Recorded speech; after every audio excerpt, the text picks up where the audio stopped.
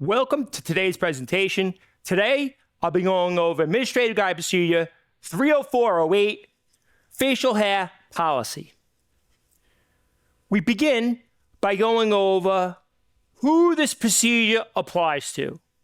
It applies to uniformed members of the service, all UMOS, and civilian members of the service assigned to the Traffic Enforcement District and the School Safety Division who are authorized to wear a uniform. And it says, uniformed member of service and these civilians are prohibited to grow facial hair. That's the general rule. You are prohibited from growing facial hair. But of course, there are exceptions to that rule. Except if granted a reasonable accommodation due to 1, religious beliefs, or 2, require medical exception. So we're going to go over both of these exceptions. A reasonable accommodation for religious beliefs and a reasonable accommodation for a medical exemption. But understand, if you have this reasonable accommodation, both of them have to follow this rule. All members of service granted reasonable accommodation must ensure facial hair is neatly trimmed. So, if you have a reasonable accommodation for a religious belief, or you have a reasonable accommodation for a medical exemption, and you're allowed to grow facial hair, it must be neatly trimmed. Now, this next statement, it's an absolute. There are no exceptions to this rule.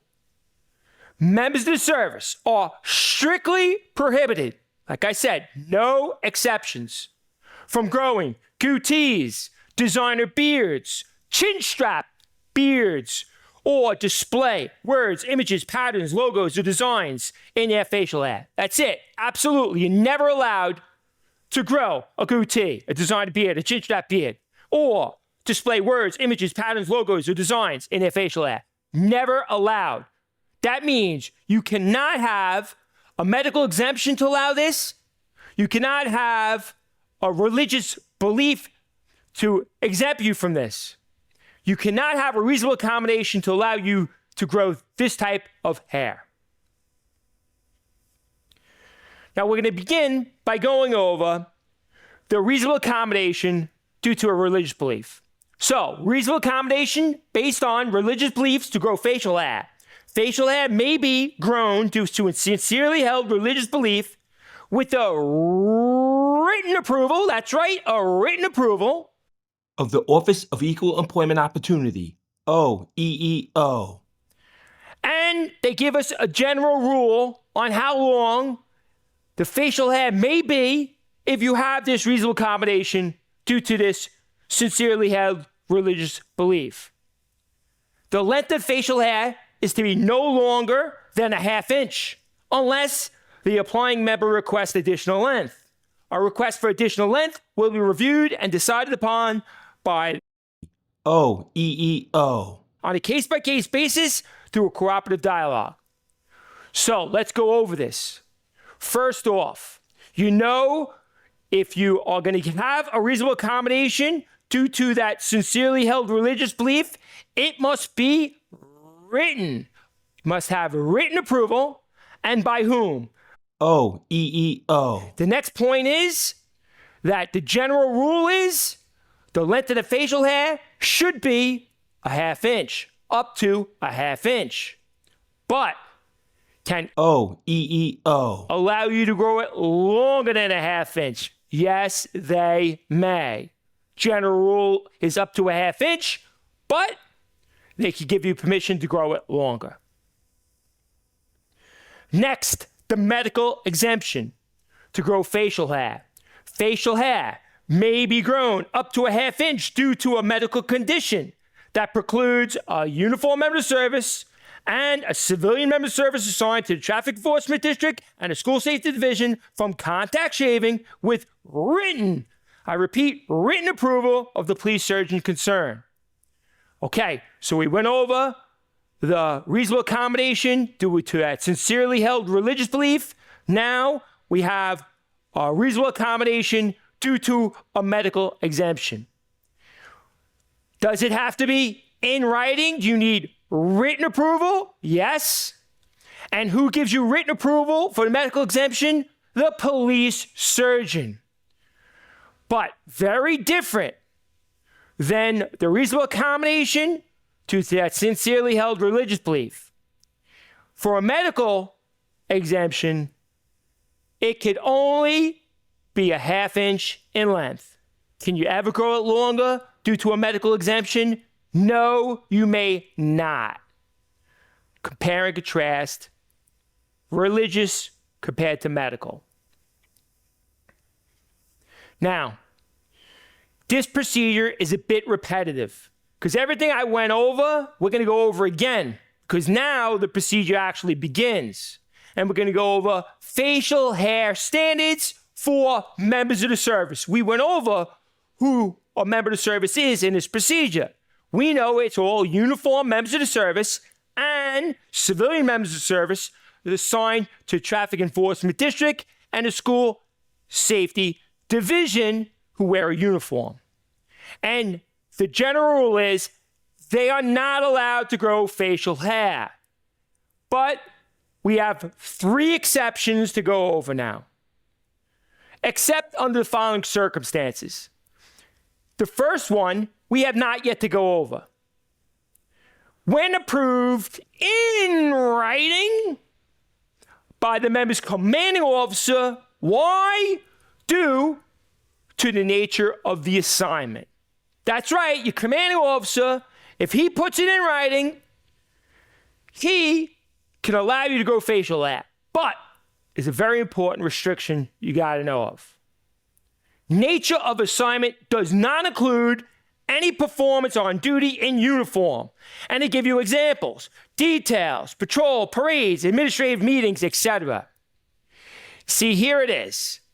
If you are in uniform, you're in the bag, your commanding officer can never exempt you from shaving. He can never allow you to grow facial hair. But if you're not performing duty in uniform, your commanding officer can give you written approval that you do not have to shave. You're allowed to grow facial hair due to the nature of your assignment. Second exception. General rule is can't grow facial hair. Second exception is when approved in writing again by OEEO, the Office of Equal Employment Opportunity, because of a sincerely held religious belief, as we already spoke about. And the rule is, how long should it be? Up to that ½ inch, but can we grow it longer? We may. Facial hair may be grown up to a ½ inch unless applying member requests additional length and request is approved, of course, by OEEO, the Office of Equal Employment Opportunity. The second exception that we already went over at the beginning of the procedure. And the third exception, general rule is uniform member service and civilian member service assigned to School Safety Division or Traffic Enforcement District who work in uniform, they normally have to shave. They are not allowed to grow facial hair. And the third exception is for that medical condition, when approved in writing by the police surgeon concerned because of a medical condition exists. And they give you how long that facial hair can be. Facial hair may be grown up to a ½ inch. And there it is. There is no exception. You cannot grow it any longer than a ½ inch when you get that written approval of the police surgeon. And there it is. Normally, you have to shave. You are not allowed to grow facial hair. And then we have the 3 exceptions. We know the commanding officer, in certain circumstances, can allow you to grow facial hair. We know that certain circumstances, EOD, can allow you to grow facial hair. And we know in certain circumstances, the police surgeon can allow you to grow facial hair. And then we have rules regarding sideburns and a mustache. Very simple rules. Let's start with sideburns. You got to keep your sideburns closely trimmed and not extending below the bottom of the earlobe. That is the sideburn rule. And the mustache. Have the mustache neatly trimmed, not extending beyond, nor dropping below the corners of the mouth. Again, not extending beyond, nor dropping below the corners of the mouth. Very simple rules regarding sideburns and a mustache. And there it is. We went over all, the facial hair restrictions. Now we have to go over, hey, I need a reasonable accommodation due to my sincerely held religious belief. How do I get permission to grow my facial hair? So when a member of service requests a reasonable accommodation based on a religious belief to grow facial hair, that requesting member, he fills out a form and he's got to give it to somebody.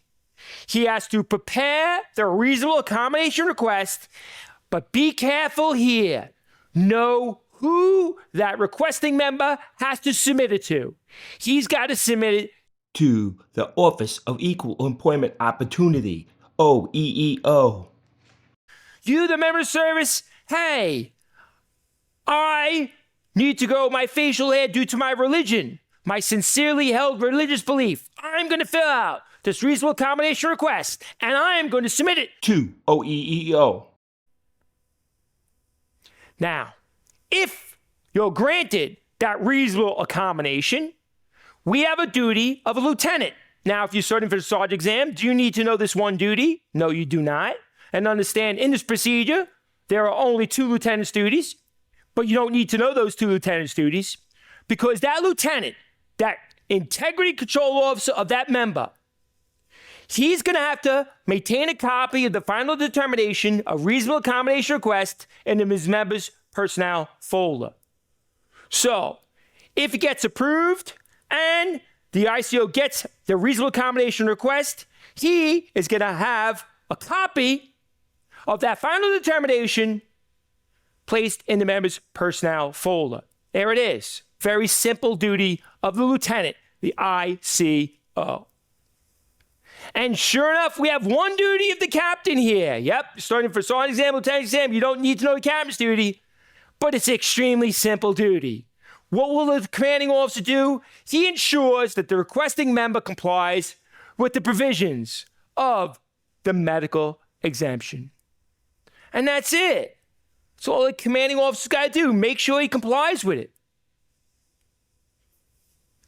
Now, we know how to apply for that reasonable accommodation because of a sincerely held religious belief. Now we're going to talk about how to apply for a medical exemption to grow facial hair. When a member of service requests a medical exemption to grow facial hair, that requesting member of service has to pick up the phone and call somebody to schedule an appointment with the district surgeon. He's going to call the medical division sick desk to request an appointment with the member's respective district surgeon in order to be evaluated. And members without an appointment will not be seen at the clinic. You gotta call, make an appointment. You go up, you go to the clinic, and you try to show up without an appointment, they're not gonna see you. You provide the district surgeon with the medical documentation. And if that member is approved to grow facial hair due to that medical exemption, he's going to receive a shaving restriction form. And that member will provide a copy of the shaving restriction form to who? To the integrity control officer. Here, Lieutenant, here's my shaving restriction form. I'm allowed to grow facial hair. And if it's for a medical condition, we know it could be grown up to a 1/2 inch. And then we have that other duty of a lieutenant, that integrity control officer.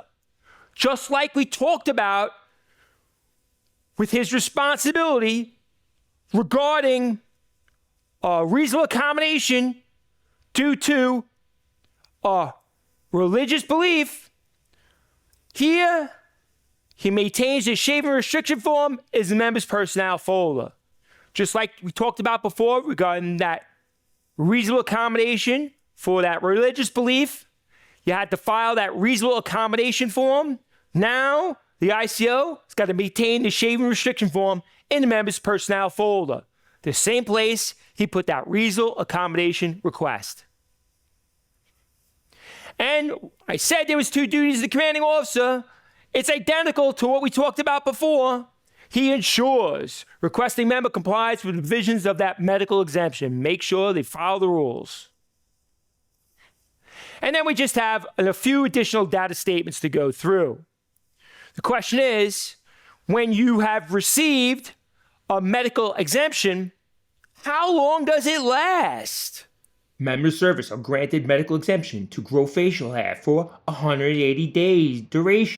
That's it. It lasts 180 days. After 180 days, you can't grow facial hair any longer. You're going to have to shave. The member is then required to be reevaluated by the district surgeon to extend the medical exemption when necessary.